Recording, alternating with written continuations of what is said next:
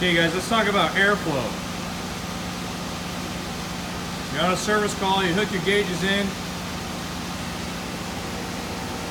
got your superheat and subcooling going, checking things out, and you look at this suction pressure. We're using R410 now, we're looking at that pink ring. 22 degrees. Don't be the guy that goes, oh, it's low on refrigerant, I gotta fill it up. Use all your KPIs. Don't be the guy that says, I need to fill this up. Look at that suction pressure, it's low. Time to fill it up. We gotta check everything else. What's our superheat? We're using a fixed metering device. So I'm gonna check our superheat here. We're boiling and evaporating, we're boiling an evaporator at 20 degrees now. My temperature on my vapor line is 23 and a half, let's call it 24 degrees. I have 4 degrees of superheat. Is there a refrigerant problem? If I was low on refrigerant, I'd have 40, I'd have 30 or 40 or 50 superheat based on however much we were low.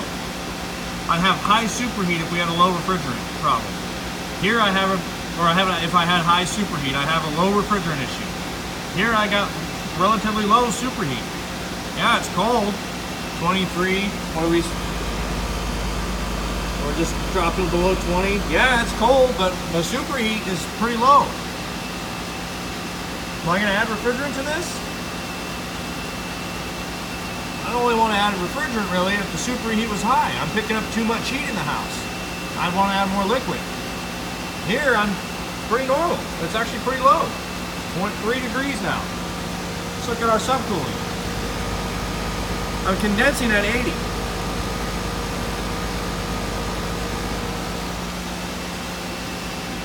My subcooling's 80, or my temperature on my liquid line is 80. I have zero subcooling. Well, that might mean that I'm low, right? But again, I'm dealing with a fixed metering device here. So I'm kind of concentrating on the superheat, and I got pretty low superheat. What's going on here? Well, let's check our other KPIs.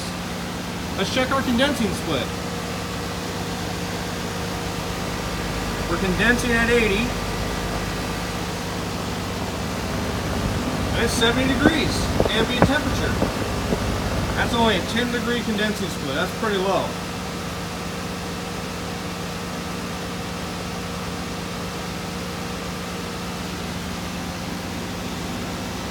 What's our, we got 71 degrees, 70 degrees. Remember, I'm taking my delta T inside my house now. So my return is 70, 71 degrees, and I have my probe up there in the supply. Boy, 35 degrees, 34 degrees. That's pretty cold. That's a 37 degree temperature split, guys. That's too much. Yeah, that sure feels nice, but that's way too cold. As you can see on the vapor line here, we're starting to freeze up. Starting to frost up that vapor line. Okay, guys, when we have a low suction pressure like this, and we have low to normal superheat, that doesn't mean there's a refrigerant problem.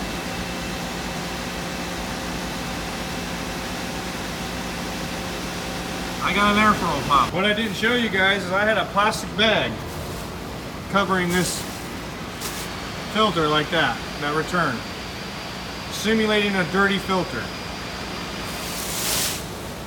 Okay, I pulled it off. I've let it run for run for about 5 minutes now. Temperatures are still not normal. I still want to see that a little higher, but I ran it on there covered up for about 10 minutes. I got that thing frosted up pretty good. So it's going to take a little while for it to balance back out, but that temperature is coming back up. I didn't have a refrigerant problem, I had a low airflow problem. Just because I have low suction doesn't mean I'm low on refrigerant. Look at my vapor temperature now. Now my superheat's pretty high. It's coming down slowly. Like I said, I gotta let this thing run for a while, let that all even out. The effects of being restricted like that. It's coming down slowly but surely. And this one's coming up slowly but surely. Do your checks. Don't be the guy that just says, yeah, put refrigerant in it. You start putting refrigerant in it, next thing you know, you got 2 pounds in it, your suction pressure hasn't changed any, and your superheat hasn't changed any. It's because you got a plugged filter. Or a plugged evaporator. Or your blower motor inside your furnace isn't working. And you didn't bother to go in and check. You just decided to go out and plug your gauges in, saw the low suction pressure and said, it's low on refrigerant. Don't be that guy.